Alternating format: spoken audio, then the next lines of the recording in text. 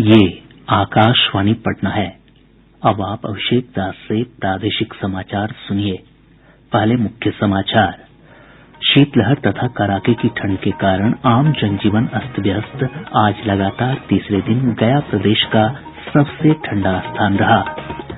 जमुई जिले के सिकंदरा थाना क्षेत्र में एक शिक्षक की हत्या के बाद आक्रोशित लोगों और पुलिस के बीच हिंसक झड़प। सिकंदरा के थानाध्यक्ष हुए निलंबित। केंद्रीय स्वास्थ्य मंत्री डॉक्टर हर्षवर्धन ने कहा, अगले वर्ष जनवरी महीने से देश में कोविड टीकाकरण शुरू होने की संभावना।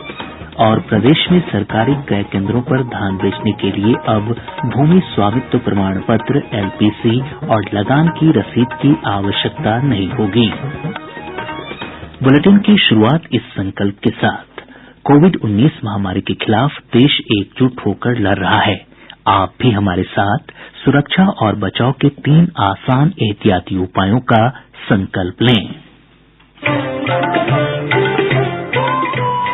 कोविड-19 से बचाव और सुरक्षित रहने के 3 उपाय। मास्क लगाएं, 2 गज दूरी है जरूरी, सुरक्षित दूरी रखें, हाथ और मुंह साफ रखें। अब समाचार विस्तार से। शीतलहर और कड़ाके की ठंड के कारण प्रदेश भर में आम जनजीवन प्रभावित हुआ है। बर्फीली पछुआ हवा चलने और औसत तापमान में 6 डिग्री सेल्सियस तक की कमी आने से लोगों को परेशानियों का सामना करना पड़ रहा है। मौसम विज्ञान केंद्र पटना के वैज्ञानिक रविन्द्र कुमार ने बताया कि अगले कुछ दिनों तक यही स्थिति बनी रहेगी। बिहार के उत्तर मध्य और उत्तर पूर्व क्षेत्र में पूर्वी और उत्तर पूर्वी हवा का प्रवाह है, जो कल से पश्चिम और उत्तर पश्चिम दिशा में परिणत हो रहा है, जिससे आने वाले 24 घंटों में रात के तापमान में मामूली वृद्धि होगी और उत्तरोत्तर 24 घंटों के बाद रात के तापमान में गिरावट देखने को मिलेगी और प्रदेश के अधिकांश जिले घने कोहरे के साथ शीतलहर की चपेट में होंगे। इस आशय के संबंध में चेतावनी जारी की जा चुकी है, जिसका पालन करना अपेक्षित है। इधर आज लगातार तीसरे दिन गया प्रदेश का सबसे ठंडा स्थान रहा। यहाँ का न्यूनतम तापमान 4.3 डिग्री सेल्सियस रिकॉर्ड किया गया।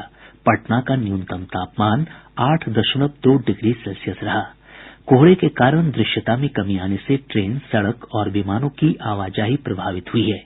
हमारे दरभंगा संवाददाता ने बताया है कि दरभंगा से दिल्ली, मुंबई और बेंगलुरू जाने वाली उड़ान आज घने कुहासे के कारण रद्द कर दी गयी। जमुई जिले के सिकंदरा थाना क्षेत्र अंतर्गत विशनपुर में एक शिक्षक की हत्या के बाद आक्रोशित लोगों और पुलिस के बीच हिंसक झड़प हो गयी। हमारे संवाददाता ने बताया कि झड़प में कई पुलिसकर्मी घायल हो गये। 2 पुलिसकर्मियों के सर फट गये। आक्रोशित लोगों को शांत कराने के लिए पुलिस को लाठीचार्ज और हवाई फायरिंग करनी पड़ी। पुलिस अधीक्षक प्रमोद कुमार मंडल ने बताया कि सिकंदरा के थानाध्यक्ष को काम में लापरवाही बरतने के आरोप में निलंबित कर दिया गया है। वहीं पुलिसकर्मियों के साथ मारपीट करने वालों की पहचान कर एफआईआर दर्ज करने की कार्रवाई की जा रही है। केंद्रीय स्वास्थ्य मंत्री डॉक्टर हर्षवर्धन ने कहा है कि अगले वर्ष जनवरी महीने से देश में कोविड टीकाकरण शुरू हो सकता है। उन्होंने कहा कि अगले महीने हम इस स्थिति में आ जाएंगे कि देशवासियों को कोविड टीके की पहली खुराक दी जा सके। जनवरी के महीने में भी कभी किसी भी स्टेज पे किसी भी सप्ताह में ऐसा समय आ सकता है जब हम भारत के लोगों को पहला जो वैक्सीन का शॉट है वो देने की स्थिति में आ जाए। स्वास्थ्य मंत्री ने कहा कि सरकार देश के प्रत्येक नागरिक की जान बचाने के लिए प्रतिबद्ध है। वैक्सीन को रिसर्च करने के लिए कोविड कवच योजना है, उसमें 900 करोड़ रुपए फाइनेंस मिनिस्टर ने अनाउंस किए। सरकार तो अपनी तरफ से सब प्रयास कर रही है। भारत सरकार की इंटेंशन बड़ी स्पष्ट है कि हमें हमारे देश के एक एक भारतवासी के प्राण की रक्षा करनी है और विशेष रूप से आज कोविड 2020 में सबसे महत्वपूर्ण है, तो ये हमारे लिए सबसे बड़ा प्रायोरिटी का विषय है। प्रदेश में कोविड-19 से स्वस्थ होने की दर बढ़कर 97.51% हो गई है। स्वास्थ्य विभाग से प्राप्त जानकारी के अनुसार पिछले 24 घंटों के दौरान 443 मरीजों को उपचार के बाद छुट्टी दी गई। स्वस्थ होने वालों की संख्या बढ़कर 2,41,358 हो गई है। प्रदेश में अभी सक्रिय मामलों की संख्या 4,814 है। इधर प्रदेश में पिछले 24 घंटों में कोविड-19 के 287 नये मामलों की पुष्टि हुई। सबसे अधिक पटना से 113 मामले सामने आये हैं। वहीं जहानाबाद से 18, खगड़िया से 14 और अरवल, नालंदा तथा सारण से 10-10 पॉजिटिव मामले दर्ज किए गए हैं। अन्य जिलों से भी पॉजिटिव मामले सामने आए हैं। एक दिन में 6 मरीजों की मौत के साथ ही कोरोना से मरने वालों का आंकड़ा बढ़कर 1358 हो गया है। देश में कोविड-19 से स्वस्थ होने वालों की दर बढ़कर 95.53% हो गई है। पिछले 24 घंटों में 25,000 से अधिक कोविड रोगी स्वस्थ हुए। स्वास्थ्य मंत्रालय के अनुसार स्वस्थ होने वालों की कुल संख्या बढ़कर 96,06,000 से अधिक हो गई है। वहीं इसी अवधि में 24,337 नए मामलों की पुष्टि के साथ देश में कुल संक्रमित मामलों की संख्या बढ़कर 1,55,00,000 हो गई है। वर्तमान में देश में संक्रमण के 3,03,000 सक्रिय मामले हैं। भारत में कोरोना संक्रमण से होने वाली मृत्यु विश्व की तुलना में काफी कम है और यह प्रति 10 लाख की आबादी पर 105 पर स्थिर है। जाने माने चिकित्सक मानस कमल सेन ने लोगों से कोविड से संबंधित दिशा निर्देशों का पालन करने को कहा है। उन्होंने सर्दियों के दौरान विशेष सतर्कता बरतने की अपील की है। घर से पहले निकलने से पहले हमें ये ध्यान में रखना कि कोविड गया नहीं है। जितने भी हमारी दिशा निर्देश हैं इस विषय में, जैसे सामाजिक दूरी बरकरार रखना, हाथ का धोना और मास्क का सही इस्तेमाल करना, इसको हमें सदैव मन में रखते हुए तब आगे बढ़ना है। जहां तक हो सके भीड़ से हमें दूरी बनाए रखना है। घर में ही त्योहार मनाएं। इलेक्ट्रॉनिक माध्यम से सारे त्योहार मनाए जा रहे हैं, तो हम भी इसका सही तरीके से पालन करें।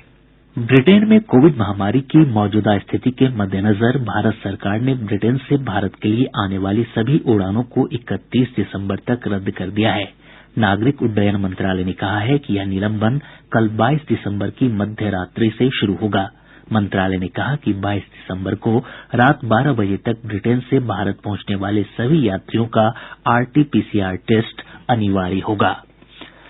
कांग्रेस के वरिष्ठ नेता मोतीलाल वोरा का आज नई दिल्ली के एक निजी अस्पताल में निधन हो गया। वे 93 वर्ष के थे। उन्हें अक्टूबर में कोविड-19 से संक्रमित पाया गया था, जिसके बाद वे स्वस्थ भी हो गए थे। प्रधानमंत्री नरेंद्र मोदी, कांग्रेस अध्यक्ष सोनिया गांधी और पार्टी नेता राहुल गांधी ने मोतीलाल वोरा के निधन पर गहरा शोक व्यक्त किया है। मुख्यमंत्री नीतीश कुमार, कांग्रेस के प्रदेश अध्यक्ष मदन मोहन झा और कांग्रेस के राज्यसभा सांसद अखिलेश प्रसाद सिंह समेत कई राजनेताओं ने मोतीलाल वोरा के निधन पर गहरी संवेदना जताई है। बोधगया में विश्व विरासत स्थल महाबोधि मंदिर आज से दोबारा खुल गया है। मंदिर कोविड महामारी के कारण इस वर्ष 23 मार्च से बंद था। मंदिर प्रबंधन समिति ने सुबह 5 बजे से रात 9 बजे तक मंदिर खोलने का फैसला किया है। साथ ही श्रद्धालुओं को 80 फुट ऊंची महात्मा बुद्ध की प्रतिमा के दर्शन करने की भी अनुमति दी गई है। प्रादेशिक समाचार आप आकाशवाणी पटना से सुन रहे हैं। प्रदेश में सरकारी क्रय केंद्रों पर धान बेचने के लिए अब भूमि स्वामित्व प्रमाण पत्र LPC और लगान की रसीद की आवश्यकता नहीं होगी। किसानों को वेबसाइट पर भूमि का ब्यौरा देना होगा और वे धान की बिक्री के लिए अपने आप निबंधित हो जाएंगे। वैसे किसान जो भूमि के मालिक नहीं हैं, उन्हें शपथ पत्र देने की अनिवार्यता को भी समाप्त कर दिया गया है। मुख्यमंत्री नीतीश कुमार ने कहा कि किसानों से अधिकतम धान की खरीद सुनिश्चित करने के लिए यह कदम उठाया गया है। मौजूदा मौसम में 45 लाख मीट्रिक टन धान की खरीद का लक्ष्य निर्धारित किया गया है। अब तक 2,25,000 मीट्रिक टन धान की खरीद की जा चुकी है। भाजपा की वरिष्ठ नेता और उप मुख्यमंत्री रेणु देवी ने कहा है कि केंद्र सरकार द्वारा लाए गए 3 नए कृषि कानून व्यापक सुधारों के लिए हैं। आज रोहतास के दुर्गाडीह में किसान चौपाल को संबोधित करते हुए उन्होंने कहा कि इन सुधारों को देश में भरपूर समर्थन मिल रहा है। उप मुख्यमंत्री ने कहा कि कई राजनीतिक दल निहित स्वार्थों के कारण किसानों को गुमराह कर रहे हैं।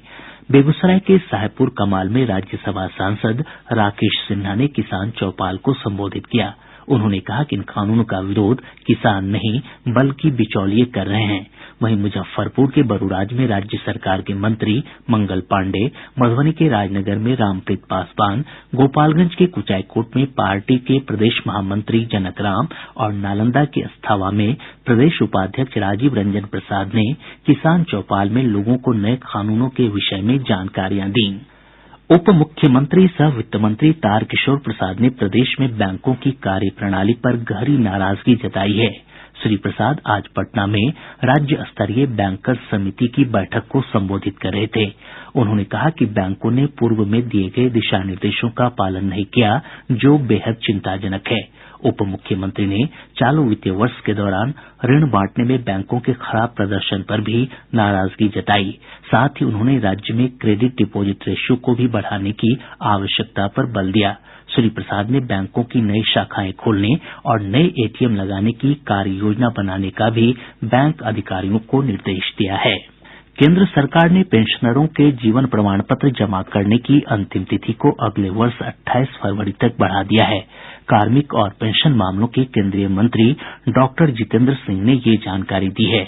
कोविड महामारी को देखते हुए ये राहत दी गई है। राजद के वरिष्ठ नेता तेजस्वी प्रसाद यादव ने पार्टी के अंदर भीतरघात को विधानसभा चुनाव में कई सीटों पर पार्टी की हार का प्रमुख कारण बताया है। विधानसभा चुनाव के परिणामों की समीक्षा के लिए आज पटना में हुई बैठक में श्री प्रसाद ने कहा कि पार्टी की परंपरा को बदलने की आवश्यकता है। वहीं बैठक के बाद प्रदेश महासचिव आलोक मेहता ने बताया कि जीत हासिल करने वाले उम्मीदवारों के साथ साथ हारे हुए उम्मीदवारों से लिखित में शिकायत और सुझाव मांगे गए हैं। उन्होंने बताया कि मिले सुझावों की प्रमंडलवार समीक्षा होगी और उसके बाद कोई फैसला होगा। बिहार पुलिस के सभी कर्मियों ने आज शराब नहीं पीने की शपथ ली। पटना स्थित पुलिस मुख्यालय में पुलिस महानिदेशक एसके सिंघल ने पुलिसकर्मियों को शपथ दिलाई। वहीं सभी जिला मुख्यालयों में पुलिस अधीक्षक के नेतृत्व में पुलिसकर्मियों ने शराब नहीं पीने की शपथ ली। पटना जिले के टॉप 20 अपराधियों में शामिल पिंकू जायसवाल को एसटीएफ की टीम ने आज दानापुर के तकियापर मोहल्ले से गिरफ्तार किया। उसके खिलाफ हत्या और हत्या के प्रयास समेत कई आपराधिक मामले दर्ज हैं। पश्चिम चंपारण जिले के शिकारपुर थाना क्षेत्र अंतर्गत नरकटियागंज रेलवे ओवरब्रिज के पास एक टैंकर की चपेट में आने से मोटरसाइकिल सवार 3 युवकों की मौत हो गई। वहीं नालंदा जिले के इस्लामपुर थाना क्षेत्र अंतर्गत पोस्ट ऑफिस मोड़ के पास एक अनियंत्रित ट्रैक्टर की चपेट में आने से 2 युवकों की मौत हो गई। वैशाली जिले के बालीगांव थाना क्षेत्र के चांदपुरा चौक के पास अपराधियों ने हथियार के बल पर एक बैंक ग्राहक सेवा केंद्र से 1.5 लाख रुपए लूट लिए। बेगूसराय जिले के नगर थाना क्षेत्र स्थित एक आभूषण दुकान से पिछले दिनों हुई लूट के मामले में पुलिस ने 3 अपराधियों को गिरफ्तार किया है। गिरफ्तार अपराधियों के पास से सोना, चांदी और रुपए भी बरामद किए गए। भोजपुर जिले के आरा नवादा थाना क्षेत्र के जगदेव नगर से पुलिस ने 2 हथियार तस्करों को गिरफ्तार किया है। इनके पास से पिस्तौल और कारतूस भी बरामद किए गए।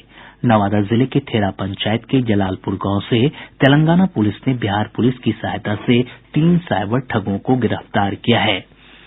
भागलपुर जिले के लोदीपुर थाना क्षेत्र के 0 माइल के पास उत्पाद विभाग की टीम ने एक ट्रक से 143 कार्टन शराब बरामद कर 2 तस्करों को गिरफ्तार किया। बक्सर स्टेशन पर चलाए गए एक विशेष अभियान के तहत 8 यात्रियों को बिना टिकट यात्रा करने के आरोप में पकड़ा गया। बेटिकट यात्रियों से लगभग 41,000 रुपए जुर्माना वसूला गया। सारण जिले के मशरक थाना क्षेत्र के डुमरसन बाजार में अपराधियों ने एक इलेक्ट्रॉनिक दुकान से लाखों रुपए मूल्य की संपत्ति चुरा ली। और अब अंत में मुख्य समाचार एक बार फिर। शीतलहर तथा कड़ाके की ठंड के कारण आम जनजीवन अस्त व्यस्त। आज लगातार तीसरे दिन गया प्रदेश का सबसे ठंडा स्थान रहा। जमुई जिले के सिकंदरा थाना क्षेत्र में एक शिक्षक की हत्या के बाद आक्रोशित लोगों और पुलिस के बीच हिंसक झड़प, सिकंदरा के थानाध्यक्ष हुए निलंबित। केंद्रीय स्वास्थ्य मंत्री डॉक्टर हर्षवर्धन ने कहा, अगले वर्ष जनवरी महीने से देश में कोविड टीकाकरण शुरू होने की संभावना। और प्रदेश में सरकारी क्रय केंद्रों पर धान बेचने के लिए अब भूमि स्वामित्व प्रमाण पत्र, एलपीसी और लगान की रसीद की आवश्यकता नहीं होगी। इसके साथ ही आकाशवाणी पटना से प्रसारित प्रादेशिक समाचार का ये अंक समाप्त हुआ। कोविड-19 से बचाव और सुरक्षित रहने के 3 उपाय। मास्क लगाएं, 2 गज दूरी है जरूरी, सुरक्षित दूरी रखें, हाथ और मुंह साफ रखें।